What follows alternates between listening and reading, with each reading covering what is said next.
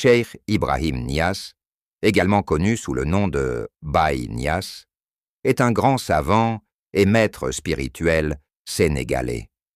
Il fut une figure majeure de la confrérie Tidjane, Tijaniya, et l'un des guides religieux les plus influents du XXe siècle en Afrique.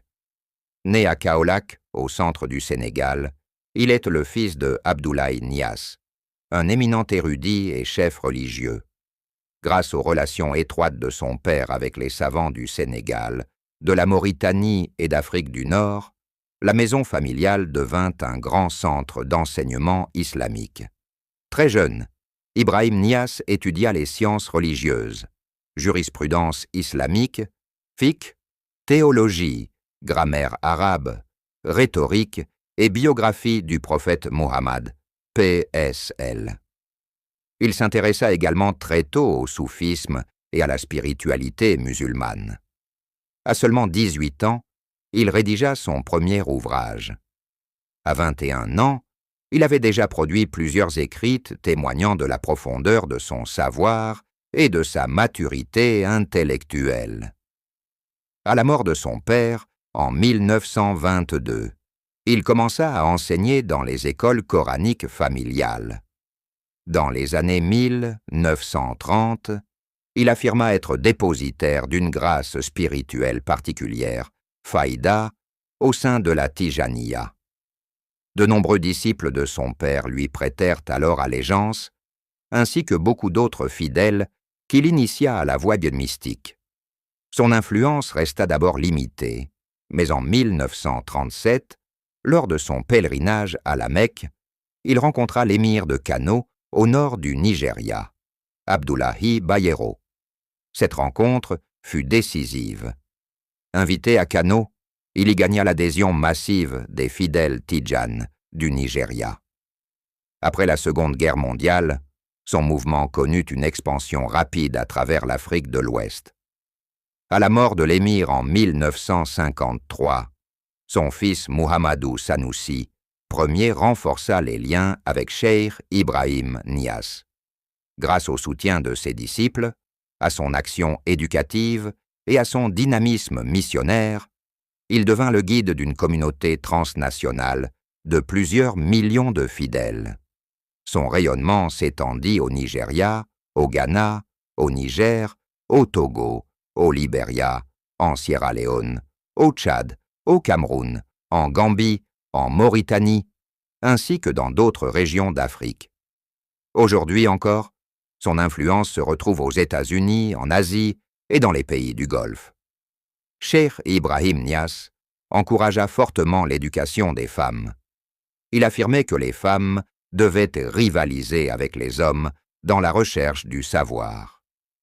Ses propres filles étudièrent et mémorisèrent le Coran dans les mêmes écoles que les hommes, ce qui était remarquable pour l'époque.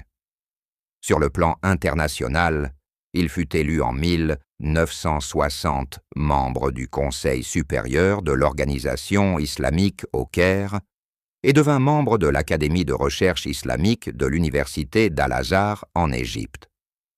En 1962, il fut nommé vice-président du Congrès islamique mondial et participa à plusieurs grandes instances islamiques internationales. Il participa à plusieurs grandes conférences internationales. En 1969, il prit part à une conférence tenue à Accra, au Ghana, sur le thème du monde face à la menace de la bombe atomique, où il défendit une vision spirituelle et éthique des relations internationales. La même année, il participa à l'Assemblée constitutive de l'Association des universités islamiques à Fès, au Maroc, et fut élu membre de son comité exécutif. En 1971, l'illustre université Al-Azhar en Égypte lui décerna le titre honorifique de guide de l'islam. Il fut également le premier Africain noir à diriger la prière dans la prestigieuse mosquée d'Al-Azhar, un événement hautement symbolique dans le monde musulman. En tant que diplomate religieux sénégalais, il rencontra de grandes figures politiques de son époque, notamment le président égyptien Gamal Abdel Nasser, ainsi que le leader panafricaniste ghanéen Kwame Nkrumah, avec qui il entretenait des relations étroites. Il porta la voix de l'Afrique et de l'islam sur les plus grandes tribunes internationales.